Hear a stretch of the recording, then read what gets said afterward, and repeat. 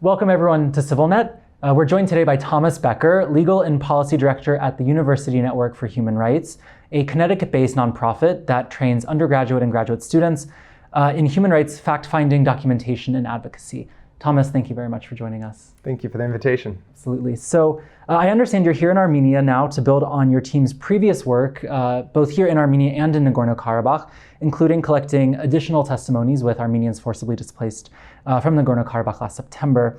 The University Network of Human Rights for Human Rights previously conducted a number of fact-finding missions both here in Armenia and in Nagorno-Karabakh.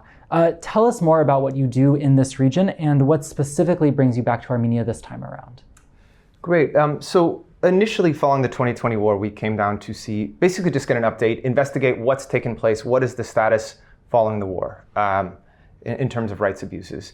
And as we started coming back more and more, we saw that this was more than just kind of post-war rights abuses, that something really insidious was happening, that what we saw was an ethnic cleansing was underway. And so we've done, half dozen fact-finding trips into Armenia, along border villages in Artsakh, Nagorno-Karabakh, and in Nagorno-Karabakh, interviewing victims of rights abuses, interviewing villagers who were scared of rights abuses that were likely going to happen and that ultimately happened. We spent the last several years doing this and published a 200-page report on all the rights abuses that led to what we believe is an ethnic cleansing and potential genocide in Nagorno-Karabakh just this last year, and almost a year ago in September last year. We are currently here speaking with the victims, people who fled Artsakh, speaking to the human rights community, trying to get an assessment of what's the current situation for people now who have been ethnically cleansed from Nagorno-Karabakh, and what are the steps for accountability for those who carried it out in Azerbaijan. I mean, unfortunately, it's quite clear that people have not been held to account, but we are documenting what is the current status and what do victims need to do to get justice, to get accountability, and to hopefully return to Artsakh. Well, I'm glad that you bring up accountability because I want to touch on that in a bit. But first, I just want to put this in some context. So your human rights work has taken you to countries and territories around the globe, Bolivia, India, Lebanon, South Africa, Western Sahara, just to name a few. I'm wondering, what has stood out in the case of Nagorno-Karabakh to you? Have you seen anything, and in what has happened that makes it distinctive or otherwise noteworthy? I'm glad you raised this because, without going into detail of all the places I've worked, I've been fortunate to work quite literally all over the world on virtually every continent, dozens and dozens of fact-finding missions. What happened in Nagorno-Karabakh is one of the most egregious examples of rights abuses that I have seen in all these places.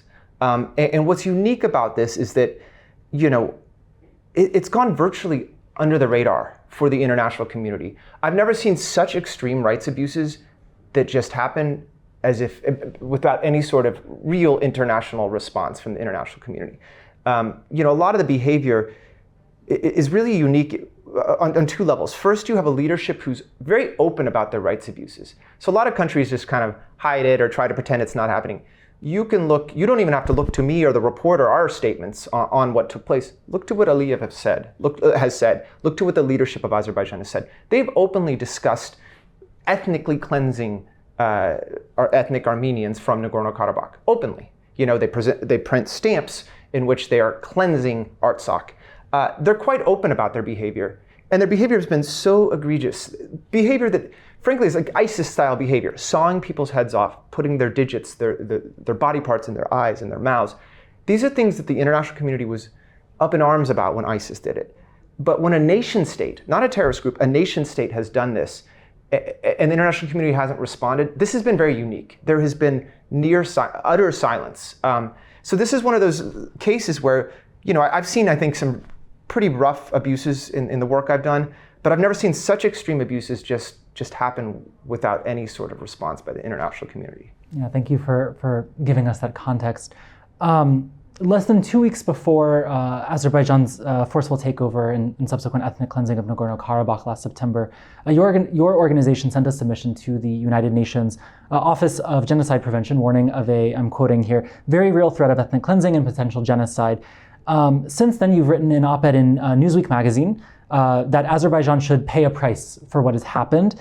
You lay out a number of potential steps, including legal action against Azerbaijan, asset freezes, travel bans, targeted sanctions, divestment from the energy sector, boycotting COP 2019. That's the Global Climate Summit, which will be held in Baku in November.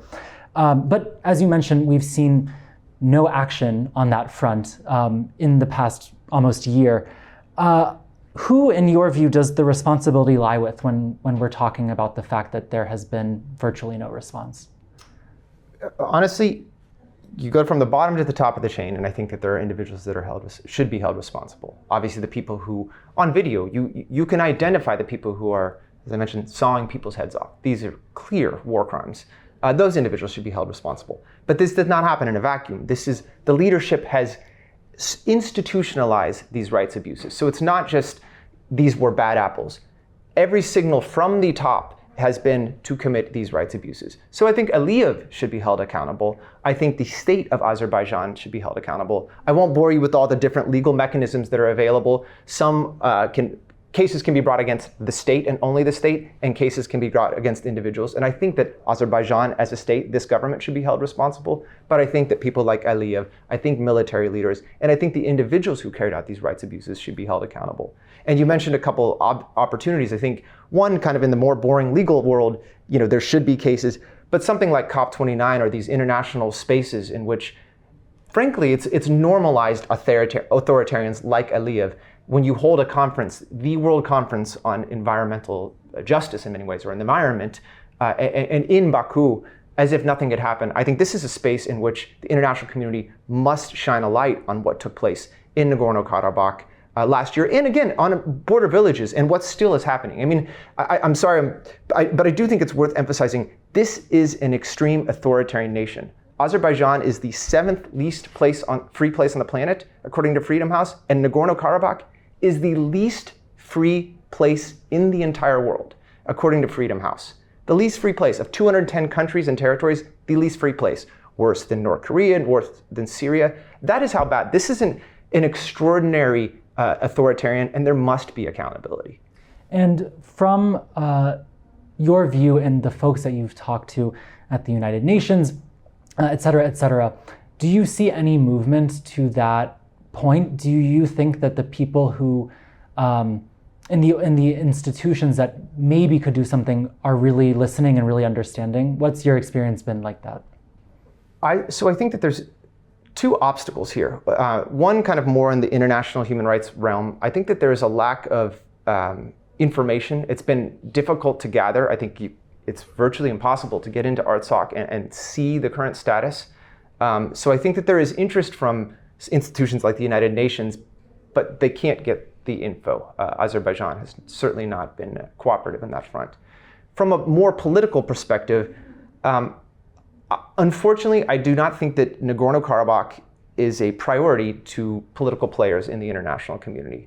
I think, from the US, I could say that I think it's fair to say that most Americans couldn't even point out Armenia on a map. They certainly don't know where Nagorno-Karabakh or Artsakh is. So this has just gone off their radar. How do you get people to care about something they've never even heard of? And I think this is the first obstacle, is shining a light. And I think COP 29 is an opportunity to shine a light. This is the egregious behavior of this government. So I think that's the first step.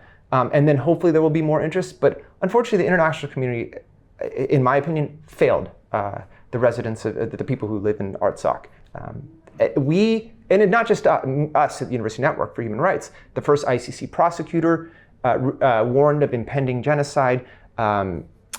This former special rapporteur on extrajudicial killings, Juan Mendez, warned of it. Genocide Watch warned of it. The Lemkin Institute. Several institutions said, look, potential genocide and ethnic cleansing is underway. We did the same, various universities, and the world just kind of sat by quietly as it took place. And that's why now there must be accountability and there must be a right of return. Well, I'm glad that you bring up that point, because I also wanted to talk about the role of the international community, not in accountability, but actually in what has taken place. So in your Newsweek piece, you discuss the importance of noting international complicity contributed to the ethnic cleansing. And you say nothing beyond perfunctory statements the world community did nothing beyond perfunctory statements, and how that may incentivize bad faith players in the world ecosystem. Can you expand on that? Because I think for many people here in Armenia, we focus, of course, on Armenia and Nagorno-Karabakh, but we can forget that it actually has ripple effects around the world. Well, yeah, absolutely. I mean, as I mentioned, Nagorno-Karabakh is the least free place on the planet. When you normalize behavior like this, what kind of message does this send to other authoritarians in the region and in the world? So I think, unfortunately, what has happened is you have extremist behavior that has really not only been kind of ignored, but in some ways, I wouldn't say celebrated, but normalized in the fact that since there's been no accountability, since a few perfunctory statements is the maximum that has happened, I think this sends a message to other authoritarians: we can get away with this, particularly in nations that aren't on the world stage in the way that Ukraine and Russia are right now. I worry that there is, I think I've seen this trend politically to get a peace deal between Armenia and Azerbaijan. And a concern I have is frankly that if it's simply just get a peace deal at whatever cost, the message that sends is you can keep doing this. I think if you throw the people who lived in Artsakh under the bus for a simple kind of quick peace deal, you're going to see more of this. There's going to be animosity when you displace 120, 150,000 people through ethnic cleansing and do nothing about it. We're going to see a 2.0 and a 3.0 and 4.0. Potentially here, but in other regions as well. If there's not this is very cliche to say, but impunity breeds impunity. Justice breeds justice. And so there must be justice in this case, or we're going to see more of this happening throughout the world.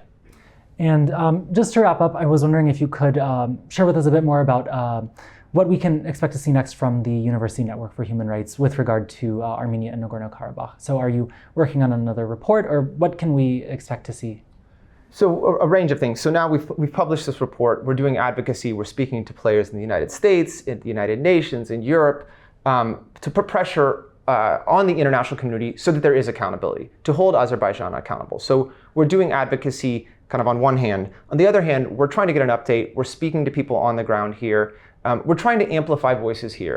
As I mentioned, I think one of the main problems is people are not hearing what took place.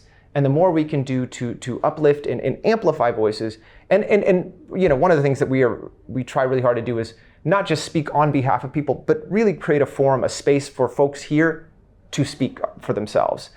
So we're going to be interviewing people, potentially videoing folks, and trying to spread this around so that hopefully voices from Artsakh, are heard by the international community, so that this doesn't happen again. Absolutely. Well, Thomas, thank you so much for stopping by and speaking with us today. We appreciate it. Thank you so much. Absolutely. And thank you for joining us on CivilNet.